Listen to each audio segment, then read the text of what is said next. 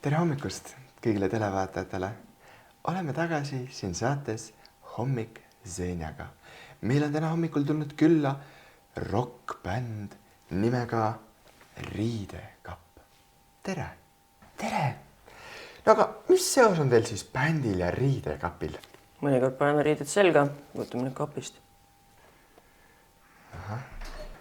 No meie bändil ja Riidekapil on selline seos, et ma mäletan, me lindistasime enda esimese singli vokaalid mu vanaema Riidekapis. Kas heli oli hea? Heli oli üsna hea, kuna kapp oli väike ja heli ei läinud kaduma. Seda on ju rõõm kuulda. Kumba muusikat te eelistate? Kas Justin Bieberit või Metallicat? No mina isiklikult eelistan Metallica ja Justin Bieberi vahepealselt, sest mulle nii meeldib, kuidas Metallica paneb jõudu oma lugudesse, aga samas mulle meeldib Justin Bieberi tore hääl. Metallicat. Noh, ega meil siin kõigil on omad lemmikud, nagu me teame. Milline on teie lemmik mõnuaine live show'l? Ma arvan, et meie esimene tuur tuleb kas suve alguses või sügise lõpus. Et me üritame käia läbi peaaegu et pool Eestit, Rakvere. No jah, me kasutame hetkel 1963. aasta Volkswagen Type 2. Sellega me sõidame igal pool ringi. Põlva, Vändra. Nii, mingi vastus. Kivi, okei, kivi, ja. Eks mõnel on tõesti, mõnel on stressipallid, mõnel on kivi. Siis käiks läbi Viljandist. No Tallinnas võiks kuskil teha, aga Võrusse ei taha. Millal uut muusikat võib oodata?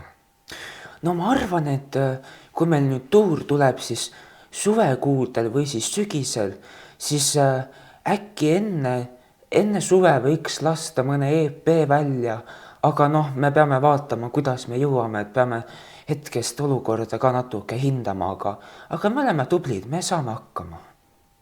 Varsti. Ma tänan kõiki ansambli liikmeid täna hommikul siia tulemast, kuid nüüd on nad meile ette valmistanud ühe loo nimeks Roheline triiksärk. Palun!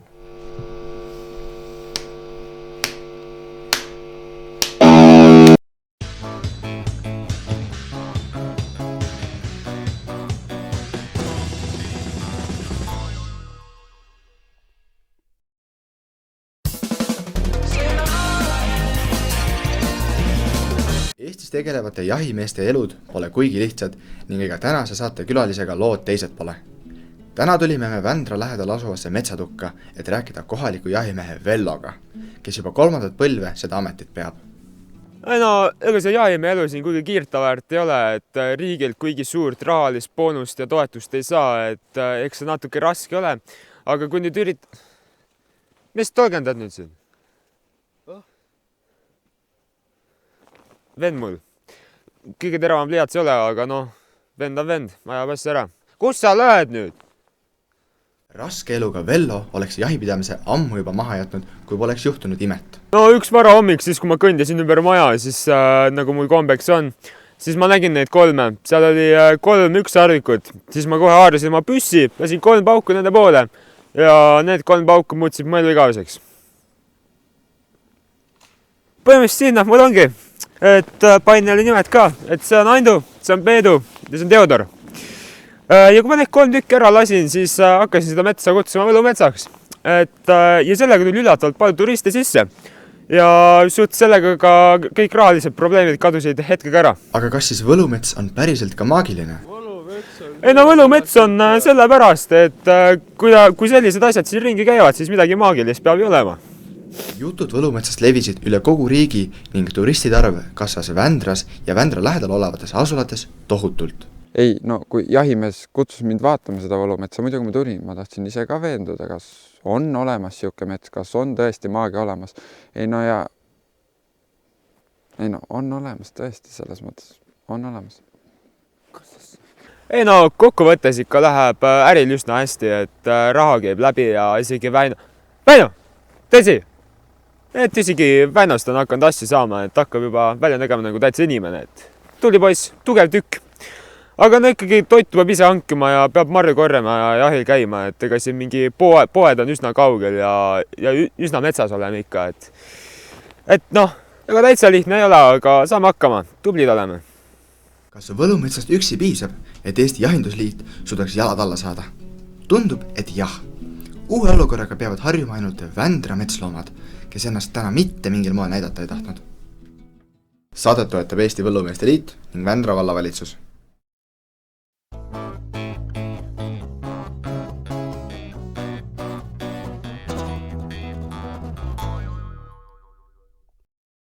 Tere mehed! Kas teil vaktsineerimispass on või?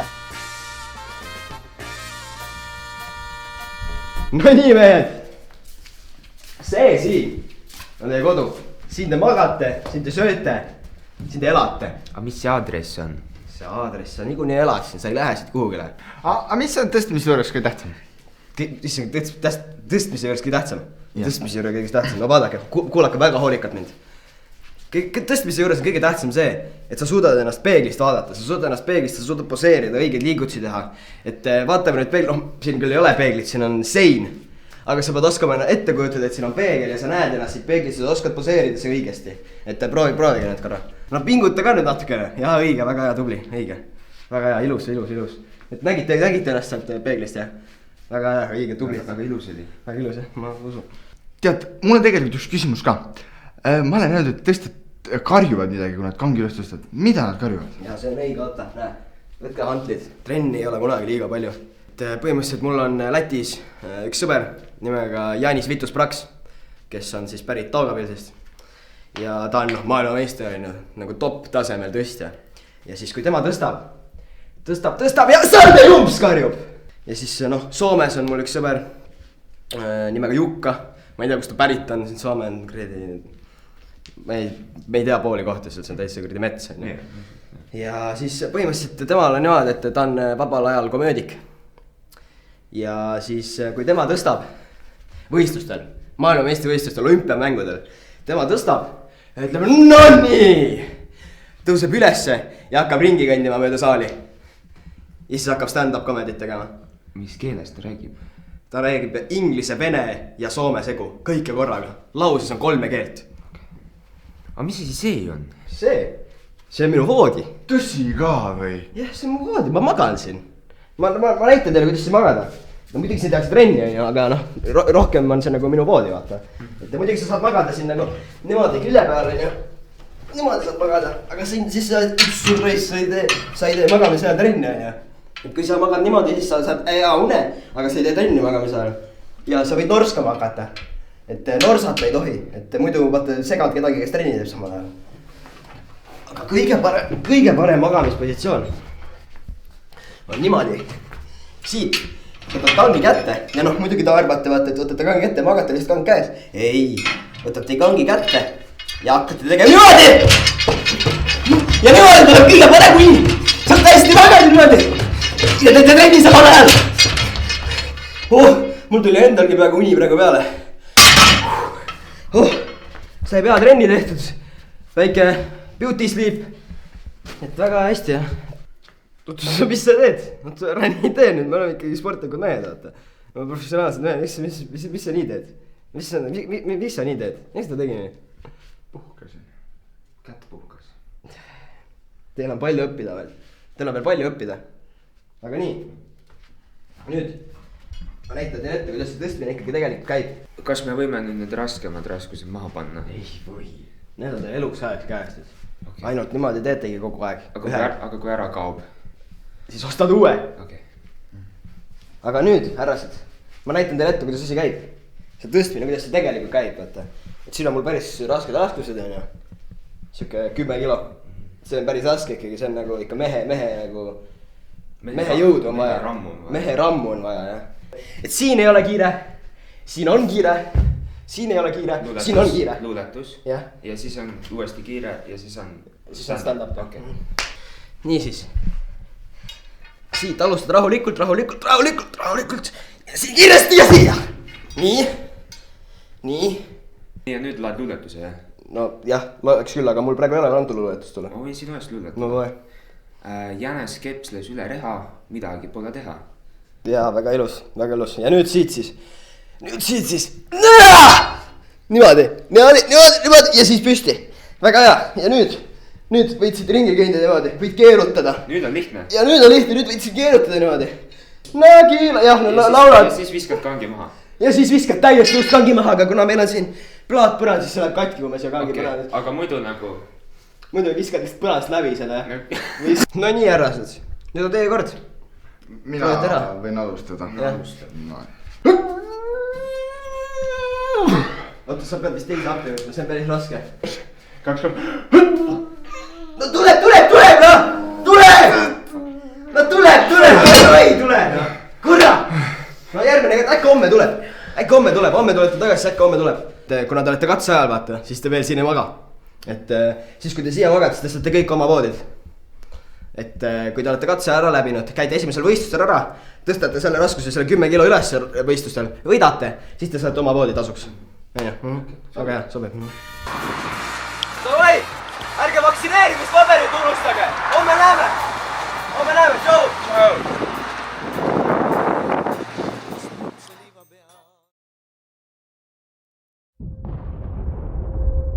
See sõda sündis ei millestki ning see on kestnud juba liiga kaua.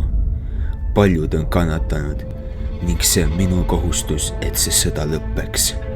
Me oleme veetnud mitmeid nädalaid metsas. Nüüd aitab. Kuhu see veel läheb?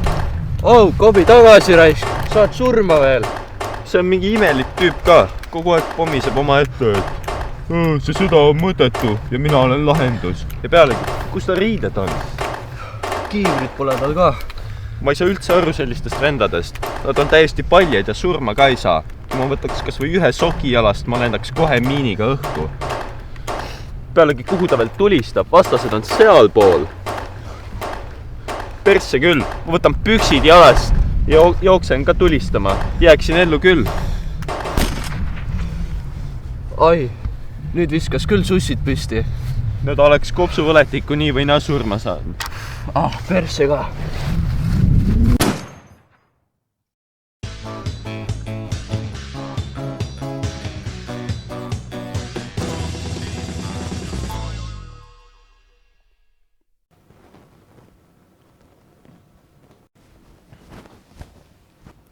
Nüüd demonstreerin ma teile ärrituvuse 3 astet. Nimelt ma võtan telefoni ja panen valjuhääldile, et kõik oleks teile selgesti kuulda.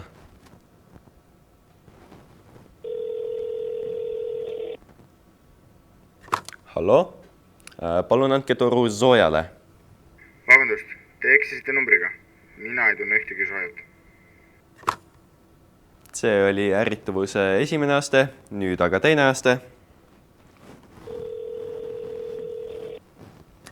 Hallo, kas Zooja on kodus? Siin pole mingit Zoojat, valige hoolikamalt. See oli ärrituvuse 2. aste, nüüd siis 3. Hallo, kas Zoojat võib? Kuule, kelleks teid peate? Kuradi pederast. Nii, see oli siis ärrituvuse 3. ja viimane aste. Klass, kas kellelgi on küsimusi? Õpetaja, mul on küsimus, et kas ma võin demonstreerida ärrituvuse kõige kõrgemat taset? Hallo? Tere, mina olen Zooja. Ega keegi mulle varem helistanud ei ole. Libakõne ei ole naljaisi.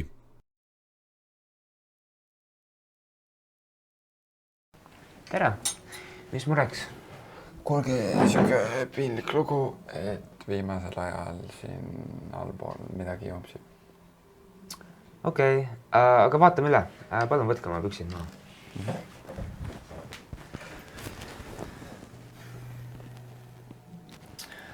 No siin vist tuleb kogu komplekt välja vahetada, muidu võib lekkima hakata. Võite püksid jalga tagasi panna. Et nii hull siis kohe? Nii hull tõesti. No, mis teil siis pakkuda oleks? No meil praegu oleks pakkuda Saksa komplekti, aga sellel on uus tehnoloogia, aga hind on natuke krõbedam. Aga mis teil odavama hinnaga pakkuda oleks? No meil oleks teile pakkuda Poola komplekti, mis nüüd kvaliteedi ja hinna poolest kuigi nagu hea ei ole, aga kui te selle komplekti võtate, saate te kaasa uue koerakutsika. Ossa poiss, kusjuures meil just oli naisega plaan koer võtta, aga teate, ma helistan talle üle. Okei. Ja, tšau, kallis. Mäletan, ma pidin arsti juures ära käima, aga Poola omast me saaksime kutsika peale kauba. Okei. No, aga teeme siis nii. Davai. Jah, sa ka. Davai. Tšau. Aga me võtame siis selle Poola komplekti. Okei, aga siis kirjutage siia paberile alla. Ja kas te tahate juba kohe alustada? Jaa, ei, minuga poolest. Okay. Aga siuke küsimus, kas see koer tuleks ka kohe? Jaa, koer teeb kohe kaasa. Väga.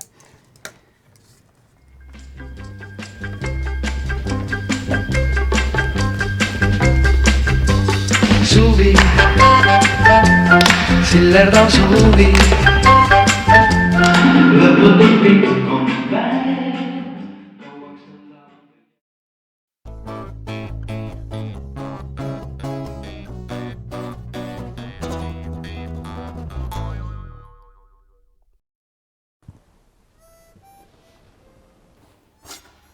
Ütle ük. Üks.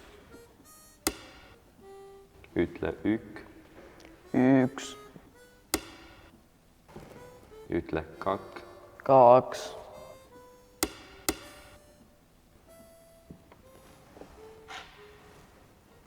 Ütle ük, kak. Üks. 2.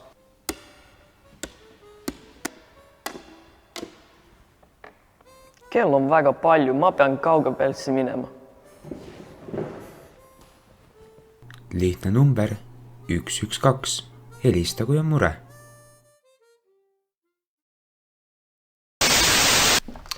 Kallid televaatajad, täna õhtul on meil veel jäänud Soome märulifilm Maleva, mille režissöör on Jukka Nikkanen. Film algab stseeniga, kus mees istub lennujaama kohvikus ning joob kohvi. Ta vaatab aknast välja ning lennuk lendab õhku. Tuleb must ekraan ning ilmub kiri Maleva. Järgmine stseen on, kuidas naine ärkab oma magamistoas ning liigub elutuppa. Elutoas istub ta abikaasa, kes oli samuti see mees, kes lennujaamas kohvi jõi. Mees istub autosse ning sõidab tööle. Nüüd algab reklaamipaus, reklaame loeb peale Anu Välba. Tööle jõudes saab ta teada, et ta peab minema komandeeringusse ning takso juba ootab. Ta istub taksosse ning sõidab kesklinna. Kesklinnas taksojuht teeb märke, et härra, teil on lips viltu. Ta hakkab seda kohendama ning taksosse sõidab sisse tramm. Takso kukub katuse peale ning viltuse lipsuga mees röövitakse. Nüüd algab teine reklaamipaus ja ikka loeb peale Anu Välba. Kui tuleme reklaamipausilt tagasi, oleme me pimedas toas. Mees, kellel on lips viltu, on kinni seotud. Ruumi tuleb 2 meest, kellel ühel on käe peale tätoveeritud Tolstoja Sabaka. Järsku läheb tulistamiseks ning mees põgeneb. Venelased, kes teda kinni olid hoidnud, ajavad teda taga, kuid see 30-minutiline tagaajamine pole kuigi huvitav. Kui siis üks väike hetk, kus 14 helikopterit lendavad vastu maja. Mees, kellel on lips viltu, põgeneb lennujaama ning läheb kohvikusse. Ta võtab kohvi ning kordub sama stseen, mis oli filmi alguses. Selle peale mees lahkub lennujaamast ja läheb koju. Tal oli sellest päevast kõrini. Ta kallistab oma naist ja oma lapsi ning läheb magama. Tulevad tiitrid ning rahustav muusika. Häid filmielamusi.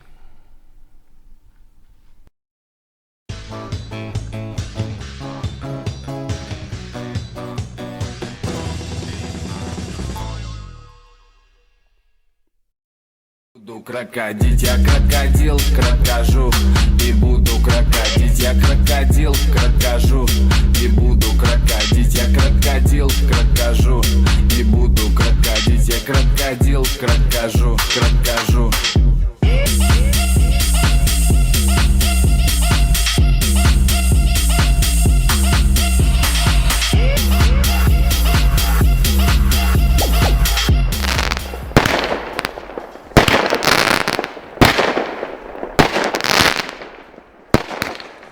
kuulge, miks keegi teine rakett ei lase?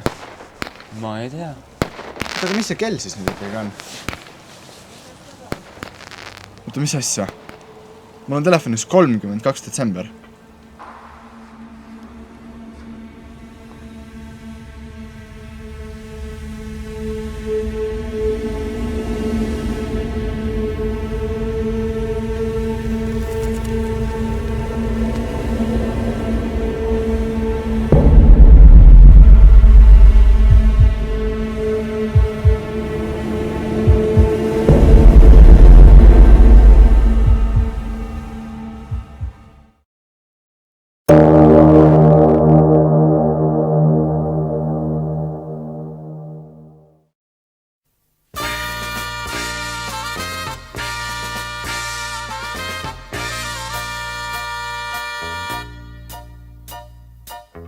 Rannast kuldse liiva pealt laulukord ma leidsin sealt, kui unelm oli see.